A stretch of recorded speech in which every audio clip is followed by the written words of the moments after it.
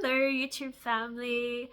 It's so nice to be back. I feel like it's been a little while. I noticed my last video I had posted was 3 weeks ago, and it does feel like it's been a long break from YouTube and from connecting with you all. And I feel like so much has happened in those 3 weeks in my life, and I've heard in a lot of people's lives. And I think that Mercury retrograde really was intense for a lot of people, really emotional, and bringing up a lot of things to process and integrate.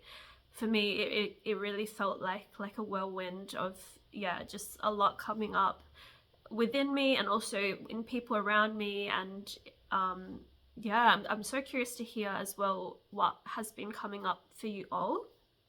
It's really exciting now to be out of that Mercury retrograde, and we're almost fully recovered from that. It's 2 weeks post Mercury going direct, this post shadow phase where we're still integrating everything from that phase. So we're almost there, and we've just finished the full moon, which is incredible.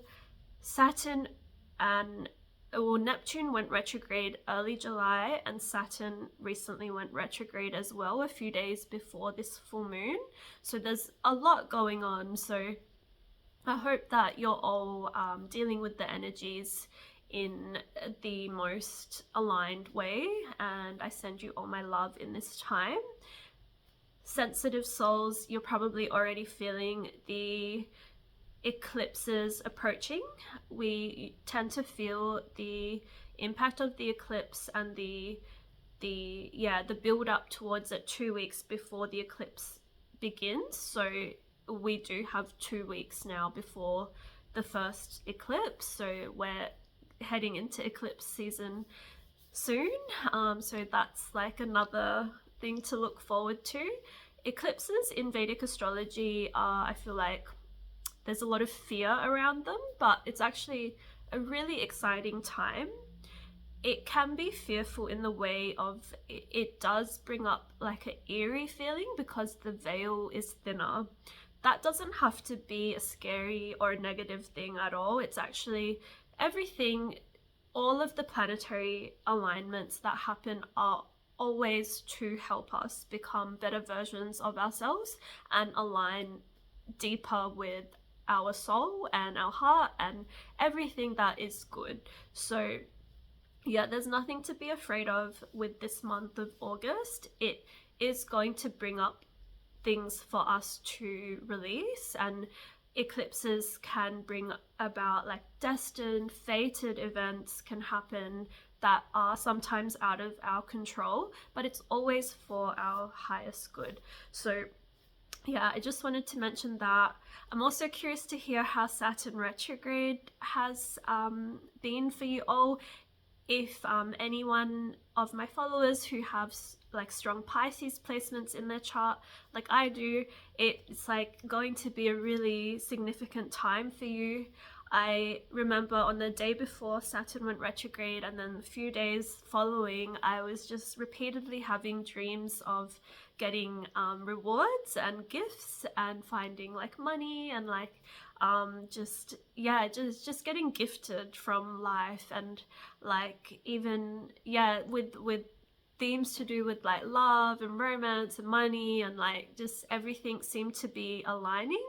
And this is like when Saturn goes retrograde, it is time for us to right our wrongs, and we're given a chance to really rewrite our story and change it in a more aligned way. If there was any situations in the past that weren't balanced or weren't we didn't take enough responsibility, we didn't have enough boundaries in place, or we weren't in any way, it wasn't like a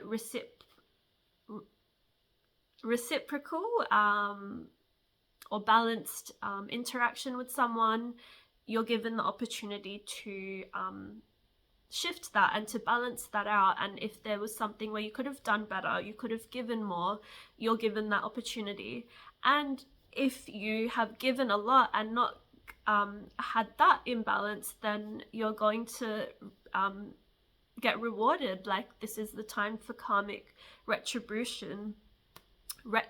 Karmic retribution. I'm so sorry if it takes me a while to get my words out at the moment. I'm recovering from just a lot of emotional stuff and burnout, and just even physically my body, like you can probably hear it in my throat, my voice is like it's a little bit raspy, but yeah, just bear with me.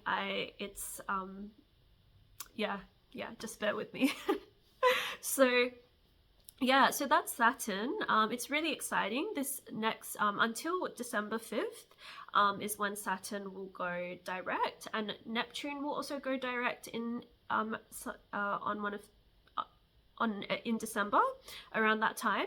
And so both of these planets being in Pisces is asking us to focus on that area of our life in our chart where we have Pisces, as well as any planets, to really focus on that and to put in more devotion and dedication into ourselves in that area.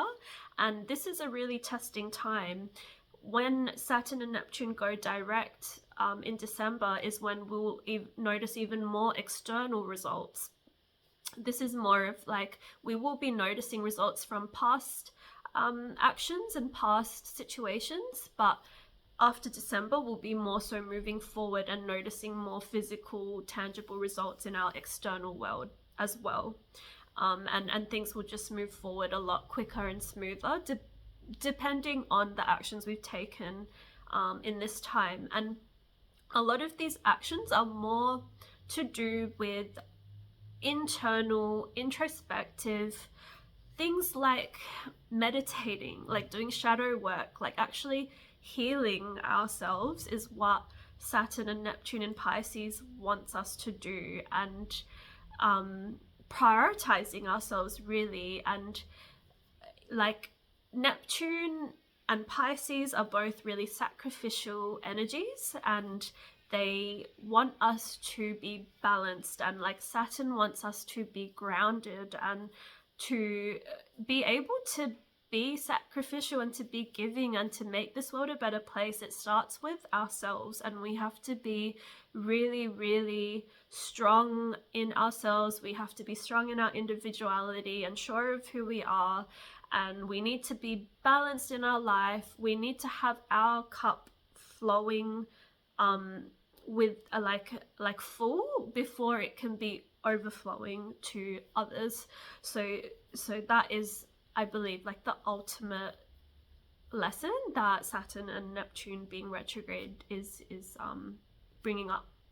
So anyways, sorry, it's like already been 8 minutes, and I'm going to now talk about the month of August. So August in tarot, it's the number 18 and 9. So 18 is the moon in tarot, and 9 is the hermit. So these are the two archetypal energies for this month, the moon and the hermit, which makes total sense if you think about, like, this is also the eclipse, the eclipse month. So I've got some notes that I wrote down as well. So we have the solar eclipse on August 12th, solar eclipse and new moon, which is happening in Ashlesha Nakshatra, which is a nakshatra in Cancer, and it will be happening with the Ketu in Leo in Marga. Then on August 28th, we have a partial lunar eclipse happening in Aquarius in Shatabishak Nakshatra, which is happening with Rahu. So will be the solar eclipse, which is a new moon as well, which is bringing in a new chapter, a new beginning for us. Also aligning with Ketu means we're having to release some things from our past, past life, past ancestral karmas, and really liberate ourselves from some things from the past, and also bring in, activate with this new chapter things from our past that have been lied dormant, skills, past life skills that we haven't taken ourselves seriously with, maybe even some traditions from our ancestors that we haven't acknowledged or haven't given ourselves space to even make aware of. And then on August 28th, we have the partial lunar eclipse, which is the lunar eclipse is with the full moon. It's a culmination, a full illumination of the moon to help us release what isn't serving us, but also aligned with Rahu, which is wanting us to move forward with new innovative energies and move forward in our life with to expand ourselves and grow as well, with the energies of Shadabishak and also Rahu being in Dhanishta. So I'll talk more about the eclipses in separate videos, but I really wanted to talk about the connection with the tarot for August. So this month is the moon and the hermit, and also the numbers is 18 and 9. So the number 1 from 18 is ruled by the sun, and 8 is Saturn, 9 is Mars. So the numbers associated with August are all masculine energies. So that's really interesting. Sun, Saturn, and Mars. This really indicates that this month is a lot of energy to do with our masculine, our divine masculine, and our wounded masculine that needs healing as well. And internally within ourselves, in our personal lives, and also on more of a collective level and a global level as well. We're going to see how the darker truths of how that wounded masculine has been impacting us, and all of the collective, and how it's how we can change that and heal from that. So the moon is this card here. It represents subconscious and unconscious patterns. It is what is hidden behind the veil. It represents cycles and patterns as well, because the moon is going through a cyclic, it changes depending on the moon phase, and that also represents the different energy levels that we hold, the different cycles that repeat that are natural and necessary, like a woman going through her menstrual cycle is a natural process that is really healthy and necessary, and how our energy levels will drop at certain points, or we will be more called to be inward, such as this month, especially hermit as well, and that's necessary and natural and normal and healthy. And some cycles and patterns are loops that the eclipses are wanting to kind of break us out of, loops and patterns and addictions. Neptune being retrograde right now wants us to go and have a look at things that are that we're addicted to, that we're escaping reality with, that is not conducive to our growth. And Neptune is wanting us to surrender more and to trust more. Saturn being retrograde is wanting us to reflect on where we have been fearful and operating through fear and the need for this false sense of security, whereas Neptune is wanting us to really break free and be more surrendered and trusting, and really connected to that truth, which is really divine love and knowing that everything is happening for us. So the moon also has the scorpion coming out of the water, which is if you think about the Scorpio energy in astrology is all about the shadows and death and rebirth, transformation, which is all the stuff coming up this month with the eclipses. There is also there is a dog and there is a wolf, which represents the kind of untamed, repressed shadow of the dog. Or you could even say that the dog, the obedient dog, is the shadow, because it's maybe not always listening to its most freest, liberated form, whereas the wolf can sometimes be a bit wolf can, you wouldn't just house a wolf and trust them unless they were more domesticated, so the wolf can be more like unhinged and seen as like that more untamed like part of you that needs focus on in this time, because the eclipses really call for deep shadow work and introspection.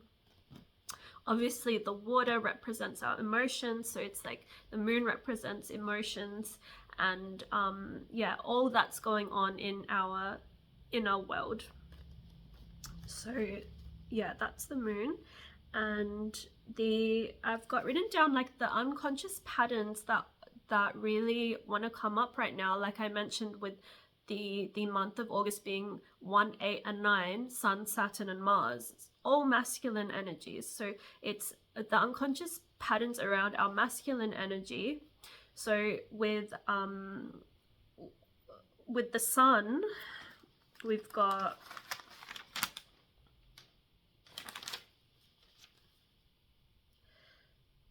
so I've got written down like the Sun is like, how comfortable are you to like show up and be seen and to show up as your most authentic self. So like the shadow of the wounded masculine Sun, it can be seen as arrogance, like really overly identifying with your ego and the need for recognition, being prideful, entitled, narcissism, dominating others, trying to control others, and that insecurity that you can really sense and feel that can be hidden beneath like a false sense of confidence, which is so obvious. And or sometimes it's not actually. With narcissism, it's really like it's sometimes they can come across as really confident, but there will be clues to know. If you listen long enough, you'll be able to see that someone isn't truly secure in themselves.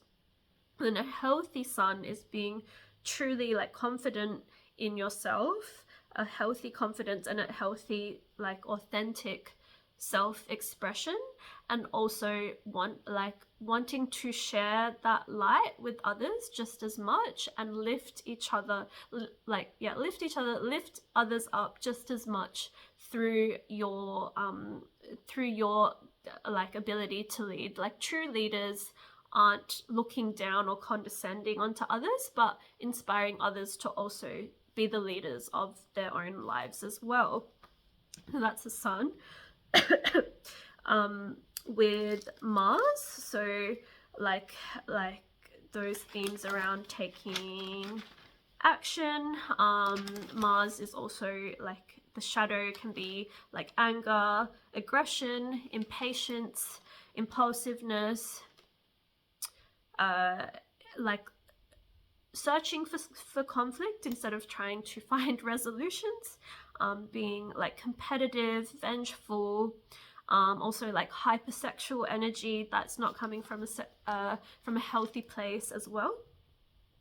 So a healthy Mars is leading with courage and confidence and assertiveness for yourself and disciplined action. Saturn as well, I've got some of the shadows that can come up with that wounded masculine is obviously fear is a big one, pessimism, being rigid, repressing emotions and repressing yourself in general, the need for control, like excessive control, guilt, shame, isolation, coldness, judgment. And like to an extent it is important like to isolate yourself, to judge yourself in a way with that's coming from love. But if like the more you're leading towards those unhealthy patterns towards yourself, in like that's going to be reflected out, and that's what's coming up this month, is so much about how your inner world is reflected in your outer world. And the healthy Saturnian energy is maturity, responsibility, and having healthy boundaries and wisdom as well through that through that Saturnian experience. So So the Hermit now, so it's interesting. I've got written down the Hermit being the number 9 card. 9 is Mars in astrology. So the Hermit is kind of like, I see as like the retired soldier, Mars being the action, the planet of like action and like like okay, sorry, I'm really struggling to get my words out today. But yeah, I see the Hermit as like the retired Mars, retired soldier, bringing that, casting that light to the moon, to our unconscious, to our inner world. And we're being asked to sort of go back, like retreat within this month as much as possible to connect with our inner world. So yeah, Mars, the Hermit wants to cast light to our unconscious, asking us to be in solitude when we can, meditate, shadow work. Oh yeah, it's interesting. I've got written down how like walking, this is like an older man, you could say, walking with a stick. It's very like Saturnian energy as well. He's kind of like, could say he's a retired Martian soldier, maybe also Saturn, kind of like you could see this month as like Saturn, like this is the guardian Saturn and Mars together, kind of like casting their light to help us this month to connect within. The Hermit carries a lot of wisdom within. That is the lesson, that we carry wisdom within us. Yeah, interesting, because the actual planet of Mars will be in Gemini in August, and Gemini is very much about gaining knowledge and information and data from connections, from external stimulus, and it can feel, especially with Mars there, it's going to feel quite like a lot is going on, and it's going to be especially testing because we are being called more and more so to go within, and that is what is happening. It's going to become more and more chaotic in our external world to test us, to see how strong we're going to be in ourselves, to prioritize ourselves when we need to have that solitude and that isolation time. Venus is also entering Virgo on August 2nd, which is super interesting. Virgo and Gemini are both ruled by Mercury. So the two planets, Mars and Venus, our divine, masculine and feminine planets, are both going to be ruled by signs, Mercury ruled signs this month of August. So a lot of Mercurian energy is guiding us. Mercury just finished its retrograde as well, so it's kind of like, it finished its retrograde cycle, and now it's like, what else, like it's coming in to be like, what else do you like want to take from the I guess the life lessons of Mercury, which we can learn through Gemini and Virgo both, and we're being called to really integrate that. Venus in Virgo is actually like a debilitated energy. It's not super comfortable in Virgo, but it is really like, it's important for us to understand that energies to help us be more grounded in ourselves, to connect more with the earth, to prioritize our physical body and our health, and discipline and organizing ourselves, so that we can live a more balanced and harmonious life. The sun will be in Cancer until August 17th, and then we'll enter Leo. So that's going to be a really powerful shift as well. When it moves into Leo, we're gonna the sun will be in a really, really beautiful like place for us to help us really own our light, our individuality, and show up and shine and be the leaders of our life, and to take full ownership of our life, which is a big lesson coming up with all of these retrogrades and eclipses, is really wanting us to own our life and be responsible for it, and to make our moves depending on like what we want for ourselves, what we prioritize, like not being a victim to our life, and not also like dominating others and being like perpetrator of anything, but just being like in that really healthy, like owning your life, being the main character, being in that driver's seat, and really taking charge of your life for you. So yeah, that's what's coming up with that. So yeah, basically August is a month of shadow work, introspective work, that wants to come up. It's like wanting us to really connect within, to the wisdom within us, and to really drown out the external noise. I highly recommend detoxing, digital detox, physical detox, like detoxing your body, detoxing your